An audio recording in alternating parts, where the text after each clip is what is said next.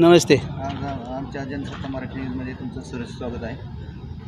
तुम्ही जे ट्रायसायकल कचरा गाडी या संदर्भात विभागीय आयुक्तापासून जे खाली ग्रामपंचायत किंवा पंचायत समिती स्तरावर जे निवेदन दिलंय त्या अनुषंगाने तुम्ही काय सांगाल? ह्याच्यामध्ये एकूण 52 ग्रामपंचायतीपैकी 29 ग्रामपंचायतींनी गाड्या खरेदी केलेल्या आहेत. त्या खरेदीमध्ये अपाराची रक्कम गटविकास अधिकारी पंचायत समिती माळशिरस यांनी त्यांच्या अहवालामध्ये स्पष्ट नमूद करून अहवाल त्यांनी मुख्य कार्यकारी अधिकारी जिल्हा परिषद सोलापूर यांच्याकडे पाठवलेला आहे. त्यामध्ये त्यांनी ग्रामपंचायतीने MBपेक्षा म्हणजे तांत्रिक मान्यतेपेक्षा ज्यादा रक्कम खर्च केली असे नमूद करून अहवाल त्या योग्य ते कारवाईसाठी मुख्य कार्यकारी अधिकारी जिल्हा परिषद सोलापूर यांच्याकडे पाठवलेला आहे.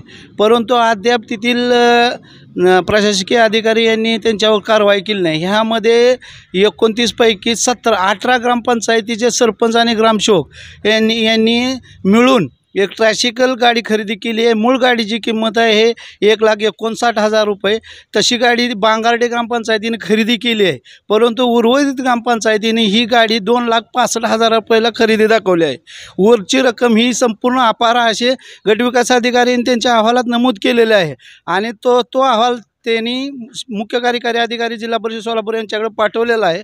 परंतु तिथं अजून त्यांच्यावर कारवाई झाली नाही. यामुळे ह्या ज्या ग्रामपंचायती आहेत त्यातल्या पहिली ग्रामपंचायत आहे कचरेवाडी, खंडाळी, जळबावी, बाबुळगाव, उगडेवाडी, पाणीव, गोरडवाडी, बचेरी, विजोरी, तरंगफळ, चांदापुरी, मांडकी, संग्रामनगर, माळखांबी, गिरजणी, बांगार्डे, गारवड आणि सुळेवाडी ह्या ज्या 18 ग्रामपंचायती आहेत ह्या 18 ग्रामपंचायतीच्या सरपंच आणि ग्रामसेवक यांच्यावर 39(1) नुसार कारवाईसाठी नोटीस बी बजावली झाली. त्याचा खुलासा प्राप्त झाला आहे.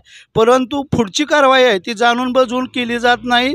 ह्याला राजकीय हस्तक्षेप आहे का काय याची शंका निर्माण होत आहे. तरी माझी पालकमंत्री आणि ग्रामविकास मंत्री जयभाऊ गोरे साहेबांना माझी विनंती आहे की आपल्या प्रशासनातलीच ग्रामसेवक आणि सरपंच एक कचरा गाडी खरेदीमध्ये मोठ्या प्रमाणात अनियमितता करून निधीचा गैरवापर केलेला आहे आणि ह्याच्यामध्ये सगळे प्रशासकीय अधिकारी यांचे हित संबंध असल्यामुळे कारवाई टाळली जात आहे.